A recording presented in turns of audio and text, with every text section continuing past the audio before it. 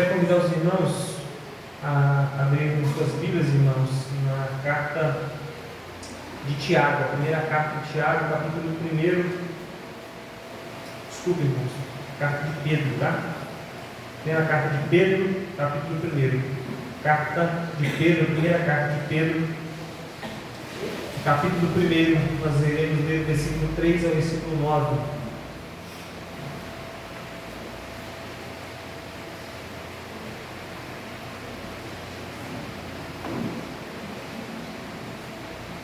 Primeira carta do apóstolo Pedro, capítulo 1, versículo 3 ao 9.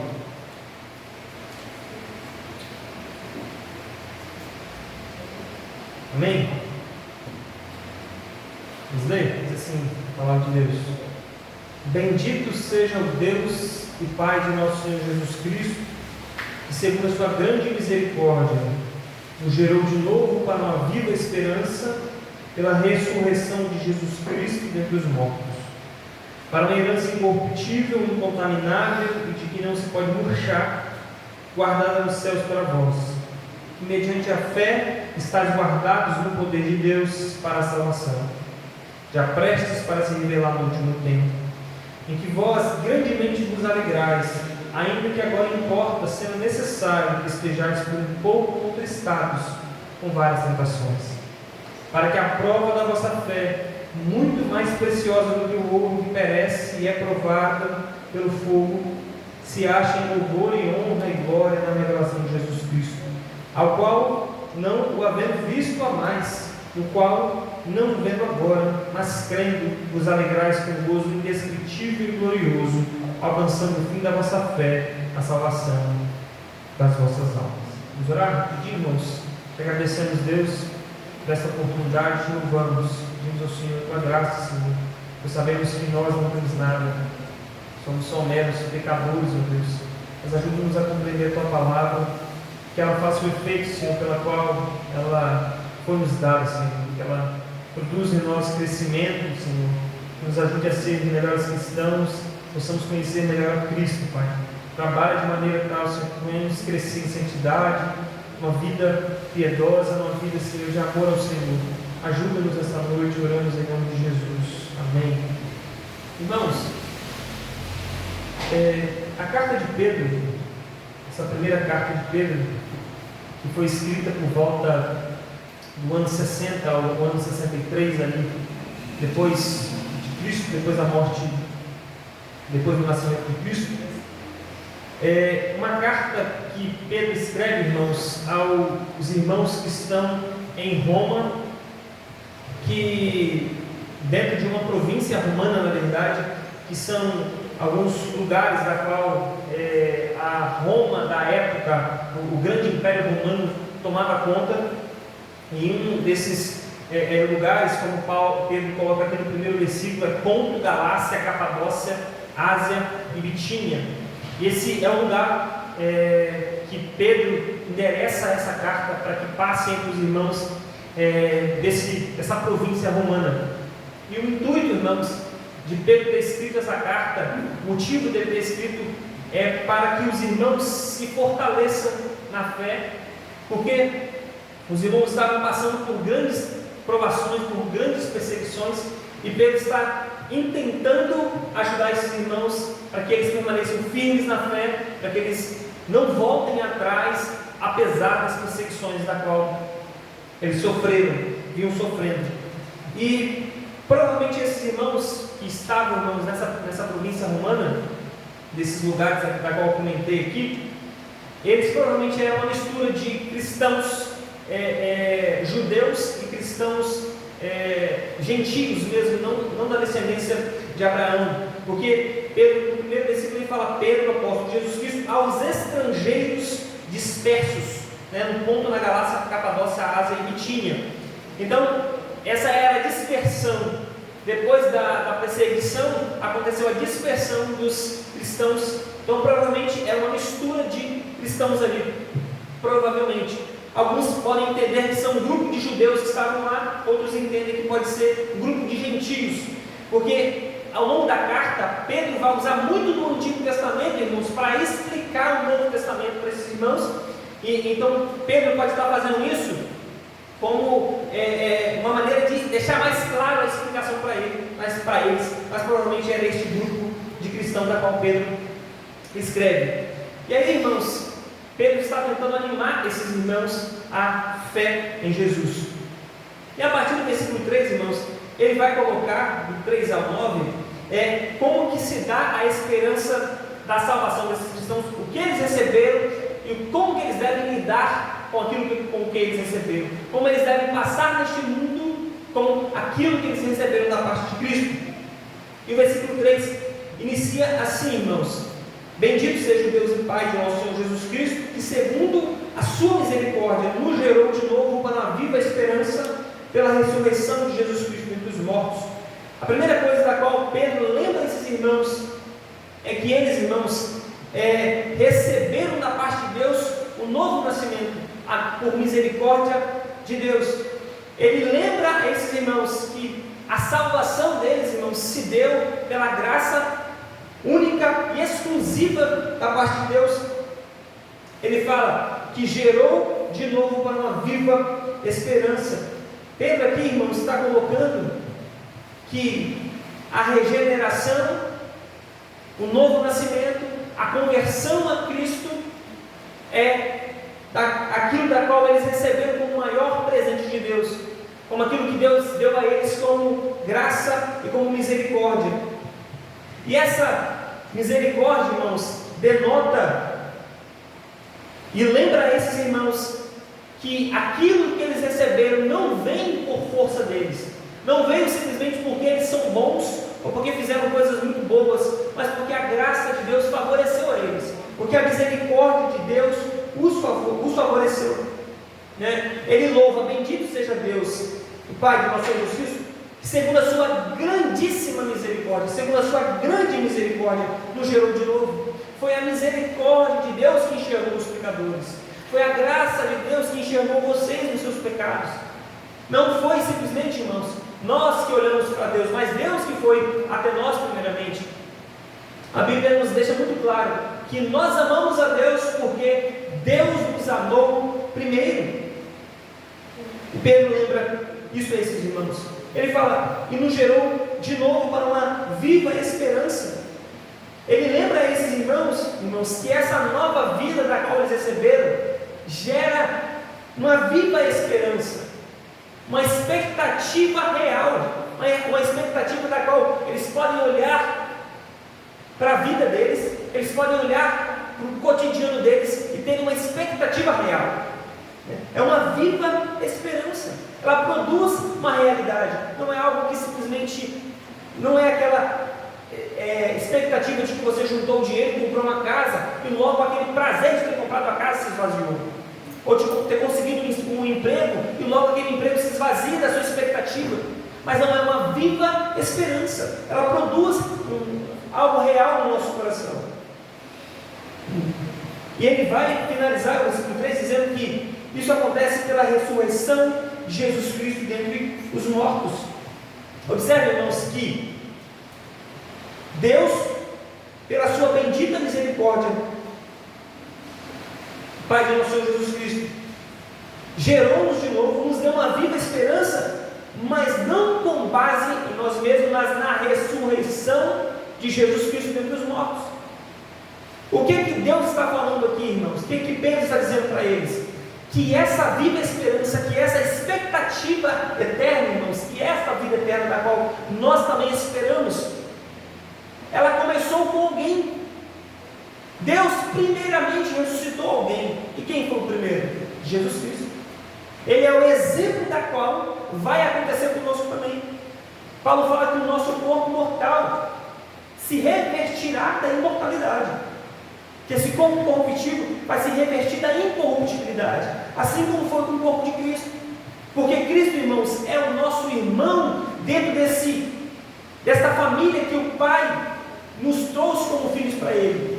Então, Deus começou primeiro com o seu Filho e vai fazer conosco também. Essa é uma esperança da qual nós podemos ter certeza. Por quê? Porque Deus primeiramente ressuscitou a Cristo. Se Ele ressuscitou a Cristo, também nos ressuscitará. Paulo fala, irmão, se nós não cremos na ressurreição dos mortos, a nossa fé é vã.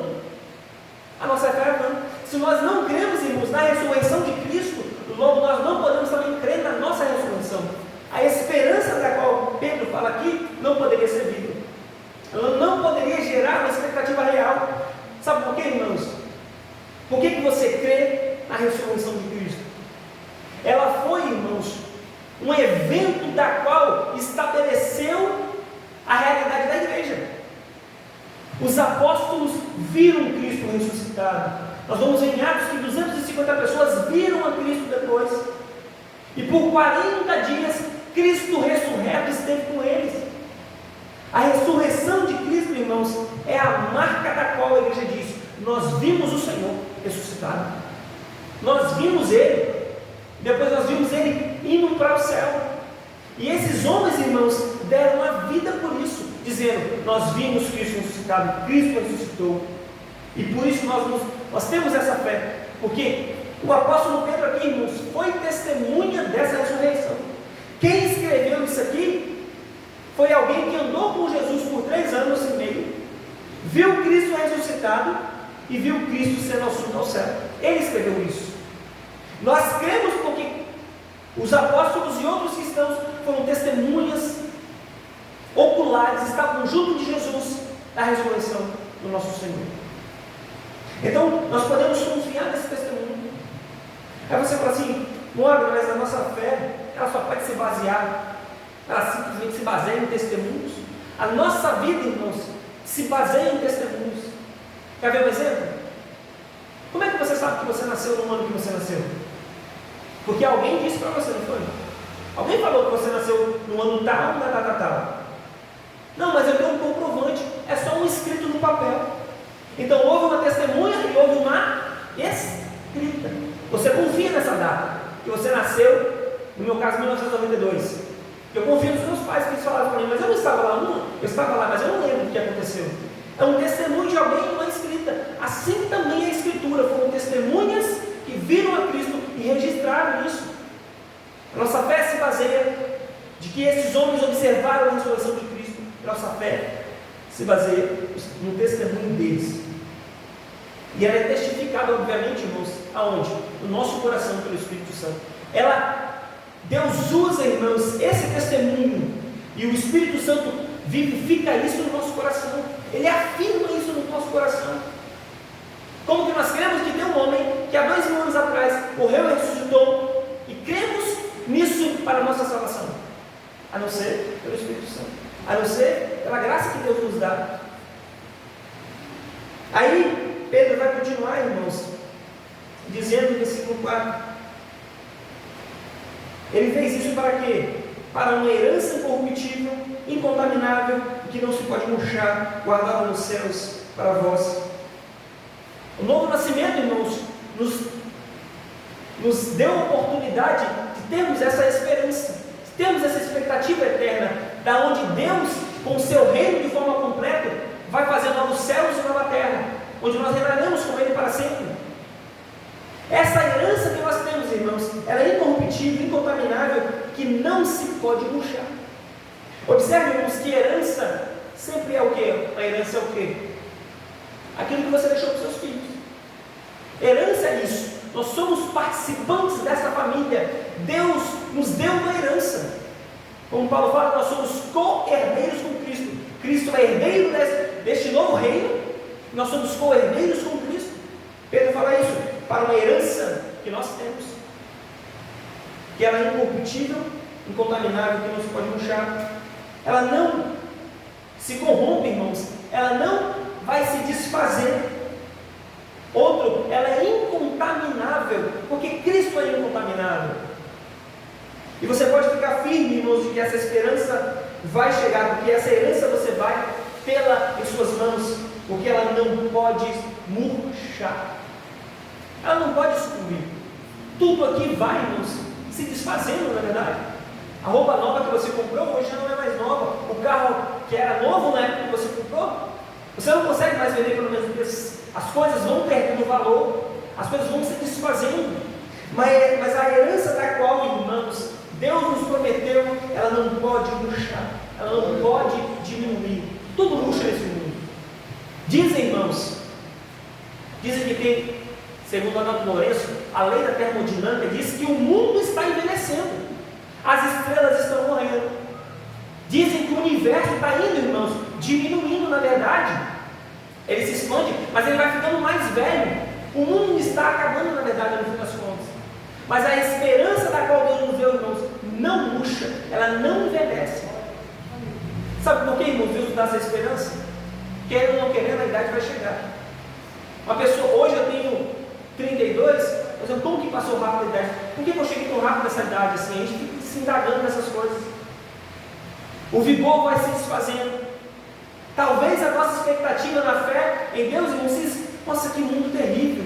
As pessoas morrem, não é assim? Mas a esperança e a herança que Deus nos dá, irmãos, ela não vai murchar. Deus nos dá uma esperança viva. Ele fala, guardada no céu para vós. Uma coisa que nós podemos pensar, irmãos, é que a salvação se inicia aqui. Ela vai se findar na eternidade. Mas nós temos uma herança guardada lá no céu para nós. É como se nós tivéssemos aqui um testamento dessa herança. Mas ainda esse testamento, nós não tomamos posse da herança ainda. É isso que Deus fez. Como Paulo fala, nós temos o penhor do Espírito. É como se Deus nos desse o penhor, que é o Espírito Santo. Quando você penhora alguma coisa, irmãos, você, por exemplo, pega essa aliança, vou no penhor, deixa a aliança, pego o valor dessa aliança e vou usar o dinheiro. A aliança é um penhor. Quando eu voltar, eu devolvo o dinheiro e pego a aliança de volta.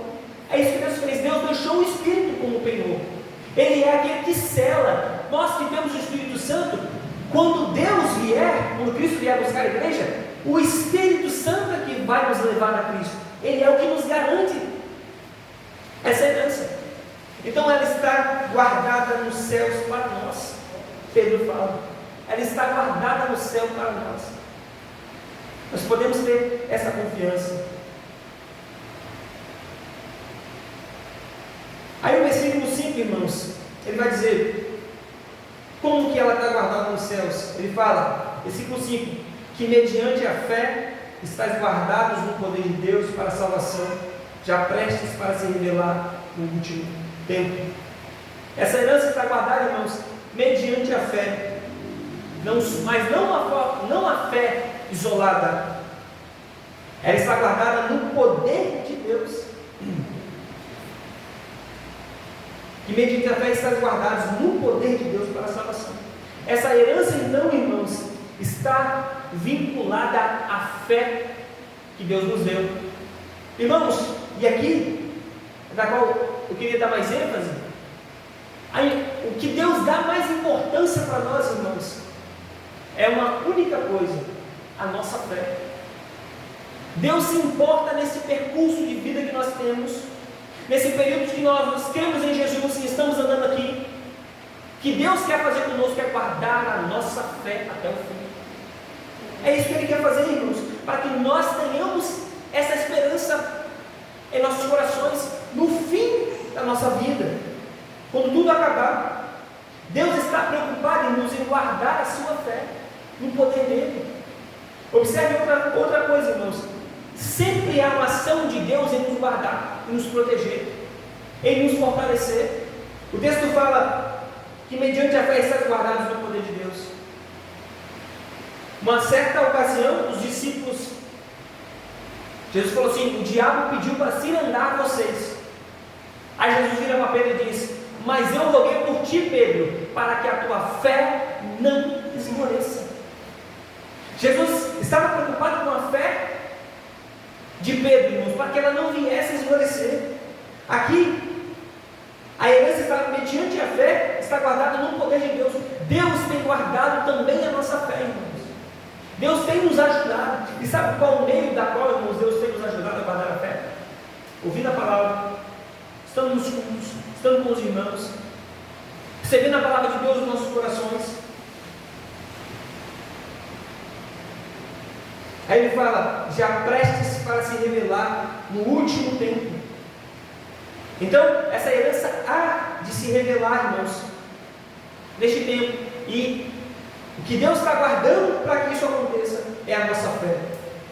Aí o versículo 6, irmãos, ele fala: em que vós grandemente vos alegrais, ainda que agora importa, sendo necessário, que estejais um pouco contristados com várias tentações.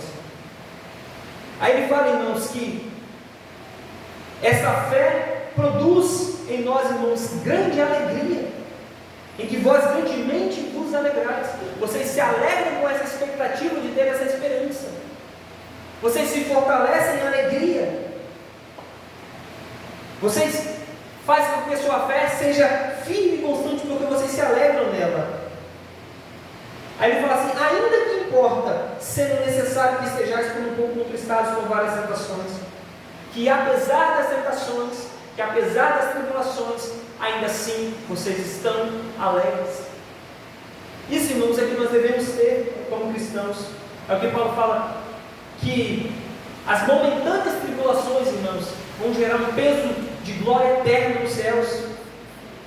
Deus deseja, apesar, irmãos, das provações, apesar das dificuldades, que nós nos alegremos nele, porque nós temos essa esperança no céu, porque nós temos essa expectativa da qual Deus nos deu, nós temos essa expectativa de que nós reinaremos com ele para todo sempre, de que este mundo, na verdade, só é um mundo de passagem, mas ainda assim nós podemos ter as alegrias desse novo reino que virá, apesar das provações. É o que ele fala: estejais por um pouco contristados com várias tentações, ainda que importa que isso aconteça.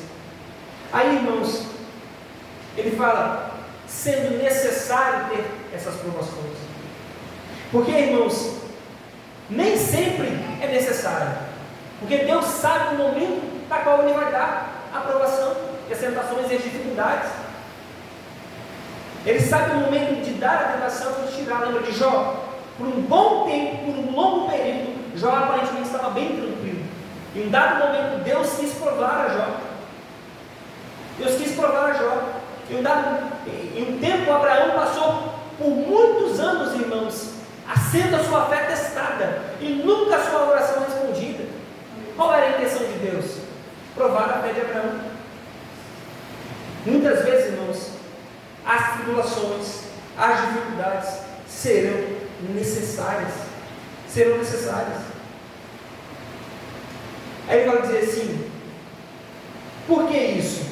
Versículo 7: para que a prova da vossa fé, muito mais preciosa do que o ouro que perece e é provado pelo fogo, se enche de louvor e honra e glória na revelação de Jesus Cristo. Por qual motivo, irmãos, Deus dá as tentações? Por qual motivo Deus dá as provações, que em alguns momentos são necessárias? Ele vai dizer: para que a prova da vossa fé, muito mais preciosa do que o ouro, seja limpa, seja provada.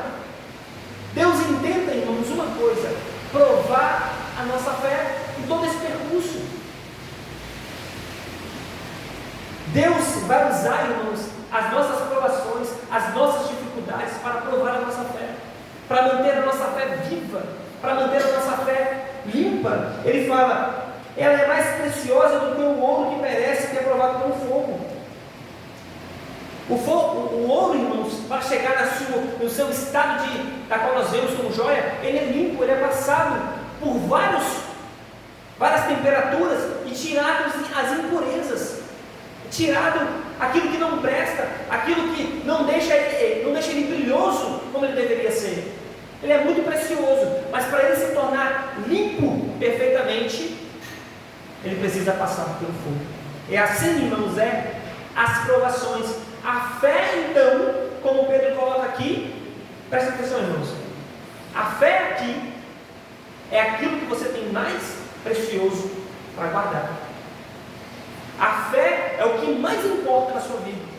Crer em Cristo, crer na Escritura, é aquilo que nós devemos ter de maior valor. Ele fala: é mais preciosa do que o ouro.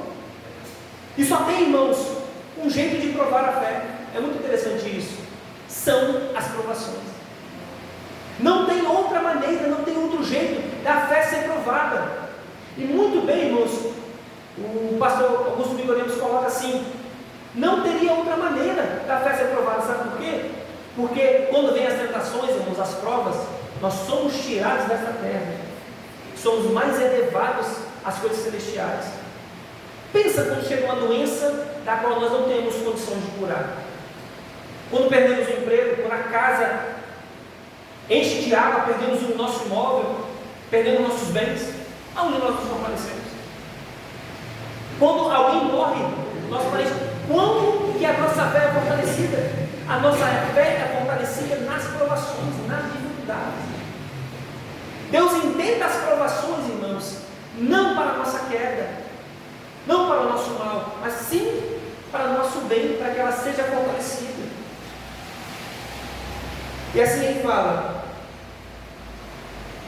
assim como o ouro, depois que passa pelo fogo, irmãos, ele vira uma joia bonita e limpa, ele fala, essa fé também vai se achar em louvor, versículo 7, e honra e glória na revelação de Jesus Cristo.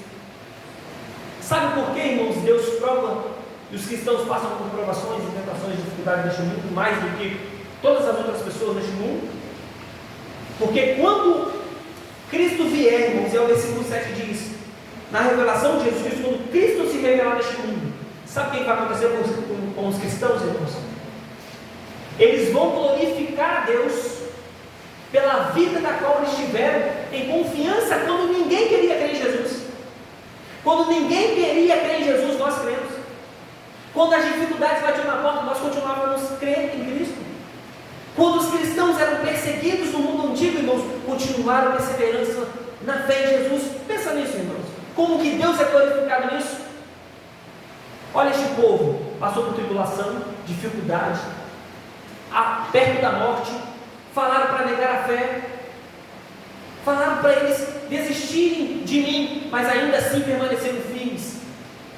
Sabe o que você está dizendo, irmãos, quando a sua fé é firmada?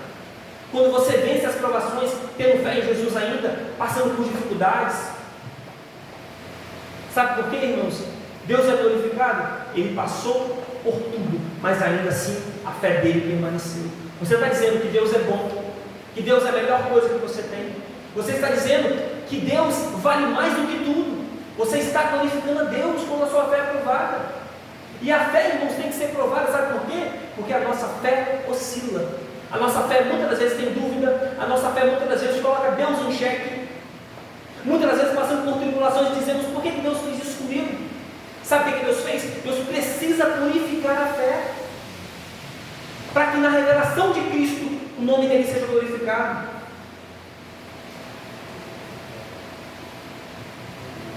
E Deus também nos há de honrar aqueles que creram no seu nome. Romanos 2,10 diz, ele fala, glória, porém honra e paz a qualquer que pratique o bem. Primeiramente o judeu, também o grego. Olha isso, glória, porém honra e paz a qualquer que pratique o bem.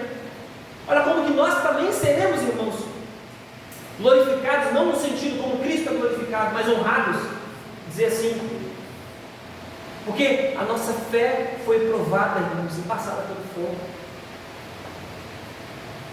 Então, quando você passar pelas tribulações e dificuldades, irmãos, pense assim, Deus está provando minha fé, e quer que ela seja fortalecida, quer que ela seja fortificada.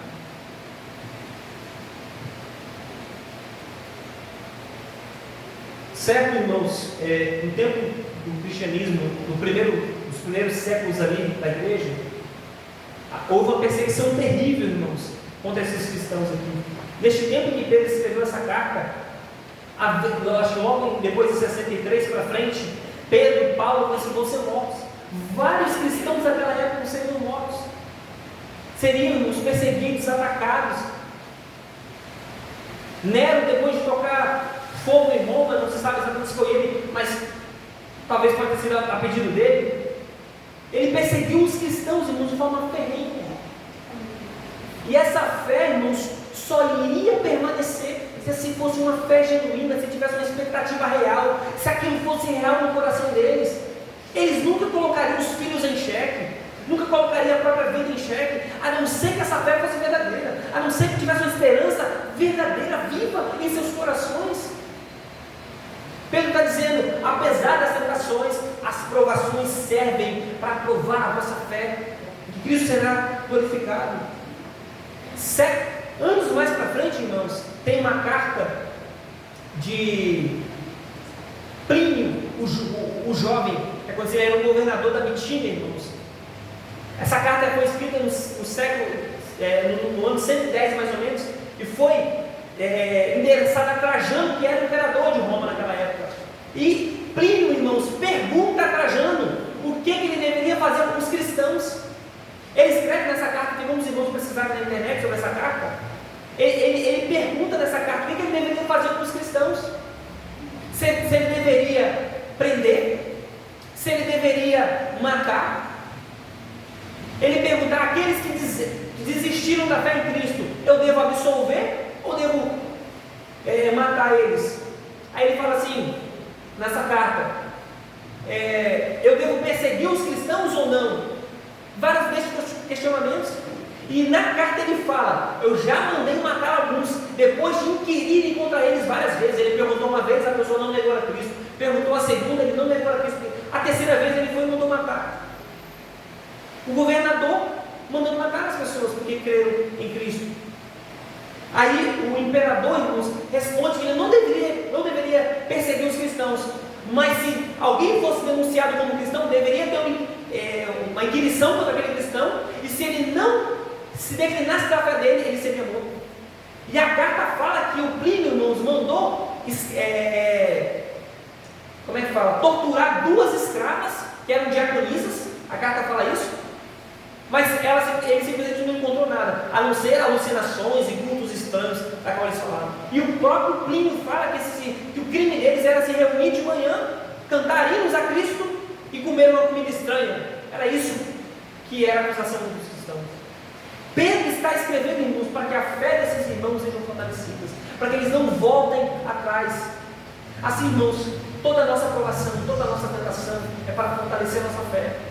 Deus intenta, irmãos, o nosso bem quando as provações vêm. E glória a Deus, porque nós não passamos por perseguições terríveis assim. Versículo 8, para nós finalizarmos, irmãos. Ao qual não havendo visto, há mais, no qual não vendo agora, mas crendo, vos alegrais com gozo indescritível e glorioso. Olha o que ele fala, irmãos. Vocês não viram a Cristo, mas vocês amam a Ele. A fé, irmãos, é algo que ela transcende a razão, ela transcende a nossa realidade. Eu e você, cremos em Cristo que morreu há 2000 anos atrás. Nós não vimos a Cristo. Esses homens aqui, essas mulheres que Pedro endereça essa carta, não viram também a Cristo, sabia?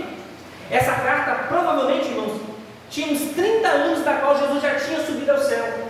É uns anos 60 aqui. Eles não tinham visto a Cristo, mas ainda assim amavam ao Senhor, ainda assim se dedicavam, tinham uma fé por Cristo. Não é assim conosco? Nós amamos a Jesus, um judeu da Palestina há 2000 anos atrás, que morreu numa cruz e ressuscitou, diz o livro. Mas nós temos uma conexão com Ele. Pela fé, nós cremos que Ele pode nos salvar, que Ele perdoa os nossos pecados, que a sua morte pode nos libertar. Pedro fala, não vendo Ele, mas amando a Ele. Isso, irmãos, é loucura para o mundo. O mundo nunca vai compreender isso. Nós podemos, irmãos, buscar a Deus nesse sentido, de que nós queremos amar mais a Cristo, nos dedicar a Ele, conhecer a Ele, mas pela fé no Senhor Jesus. Vocês não viram, mas vocês amam Ele. Não só isso ele fala, no qual não vendo agora, mas crendo. Vocês creem na sua palavra, vocês creem na sua verdade, não vêm para Cristo. Pense nisso, irmãos. Nós não andamos por vista, mas andamos por fé. Aquilo que o diabo quer fazer conosco, irmãos, é uma única coisa: roubar a nossa fé em Cristo. Meu pai fala uma frase interessante, que o diabo toma fé no café da manhã. O diabo tenta roubar a nossa fé de todas as maneiras, como nós aprendemos na escola dominical, desvirtuando a teologia, desvirtuando o conhecimento verdadeiro, nos colocando dúvida no nosso coração. Engraçado, irmãos, que Paulo usa em Efésios 6 a fé como o quê? Como um escudo que impede os dardos inflamados do maligno.